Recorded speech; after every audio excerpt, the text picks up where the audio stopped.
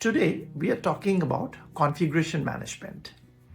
Now, before we understand this term, let's try to understand what is this configuration that we are trying to manage.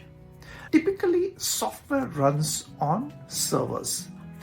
For your software to run on a particular server, there can be a lot of configurations that you need to do to that server. It might be software that your actual software is dependent on. It can be file systems, specific requirement that your software has for it to run on that server.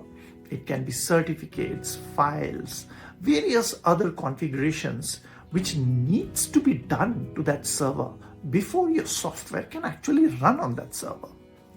If you are developing and deploying a multi-stack application, where your application has a front end which interacts with the outer world, has a middle tier, has a backend which stores data, and other layers, then the configuration becomes even more complex because all these various components will run on different kind of servers which would need different kind of configuration. The order in which you configure or bring these servers up might be important.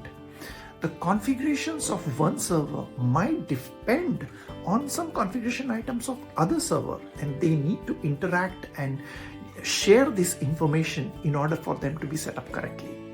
Now, all this is very difficult to manage manually, if not practically impossible to manage manually.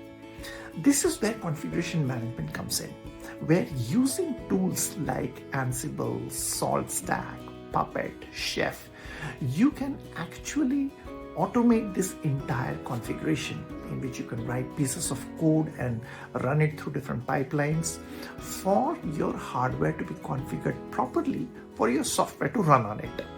That's what configuration management is. Hope you liked it. See you in the next one.